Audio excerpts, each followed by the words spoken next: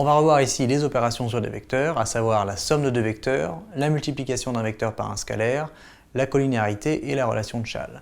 Alors, si je regarde la somme, je prends deux vecteurs AB et AC et je les additionne. À ce moment-là, j'obtiens un troisième vecteur AD. Et souvenez-vous que pour placer le point D, on prend le vecteur AC que l'on décale ici, c'est-à-dire qu'on met son origine à l'extrémité du vecteur AB, et l'extrémité du vecteur AC donne alors la position du point D, c'est-à-dire qu'on fait comme ceci. On décale le vecteur AC ici, ça nous fait AB plus AC, ce qui nous place le point D ici. Alternativement, puisque AB plus AC c'est la même chose que AC plus AB, je peux dire que je fais d'abord AC, et ensuite je décale le vecteur AB ici, je mets son origine à l'extrémité C, et à ce moment-là, l'extrémité du vecteur AB me donne la position de D, c'est exactement la même chose, et le vecteur AD, évidemment, il suffit de relier A et D. Alors cette règle, c'est la règle du parallélogramme. Vous en êtes sûrement déjà servi plusieurs fois. Il faut simplement ne pas oublier comment on construit le vecteur AD à partir des vecteurs AB et AC. Maintenant, si on ne s'intéresse pas à une construction graphique, mais si on s'intéresse aux coordonnées des vecteurs, je vais les écrire en colonne pour gagner de la place. Les coordonnées du vecteur AD, que l'on peut noter X AD par exemple et Y AD, eh bien, ça n'est rien d'autre que la somme des coordonnées des vecteurs AB et AC. Donc, ce sera XAB plus XAC pour la coordonnée XAD, et pour la coordonnée YAD, c'est YAB plus YAC.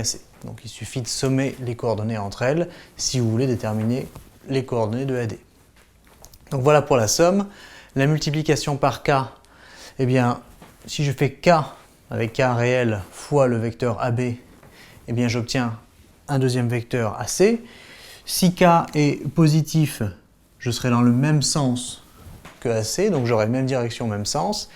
Pas forcément la même norme, sauf si K vaut 1. Enfin, si K vaut 1, ça n'a pas grand intérêt. Donc si K, mettons, est plus grand que 1, à ce moment-là, mon vecteur AC aura même sens, même direction, et ça, ce sera pour K strictement plus grand que 1. Je peux imaginer que K est positif toujours, mais plus petit que 1. Donc là, j'aurai K strictement positif, strictement supérieur à 1. Je mettrai le point C'. Et le dernier point, si je multiplie par exemple par K négatif, eh bien, K négatif, j'aurai la même direction. Par contre, je n'aurai pas le même sens, j'aurai le sens opposé. Et je n'aurai pas forcément la même norme, ça tout dépend, en sachant que si j'ai AB ici, la norme de AC, en fait, c'est égal à valeur absolue de K fois la norme de AB. Alors valeur absolue, puisque si K est négatif, il faut bien qu'on ait l'égalité de deux normes avec un facteur positif entre les deux. Mais c'est donc bien K fois AB qui est soit plus grand, soit plus petit. Ça dépend des valeurs prises par K. Mais en tout cas, la multiplication, c'est comme ça, c'est toujours même direction, et le sens peut changer, et en général, la norme change.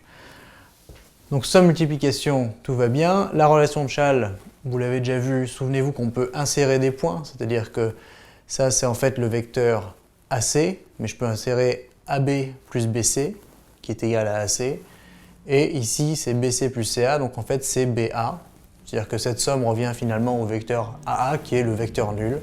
Donc vous pouvez insérer des points autant que vous voulez pour en général simplifier l'écriture d'une égalité vectorielle. Et pour finir, la collinéarité. Alors ça a à voir avec la multiplication par K.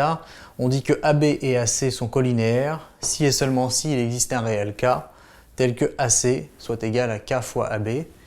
Donc c'est ce qu'on a vu tout à l'heure, donc on ne va pas refaire un dessin. Par contre, au niveau des coordonnées, ça veut dire que X AC, Y AC est égal à K XAB, K, Y AB. Donc si vous cherchez des coordonnées, voilà comment vous pouvez les trouver pour deux vecteurs A, B et AC qui sont collinaires.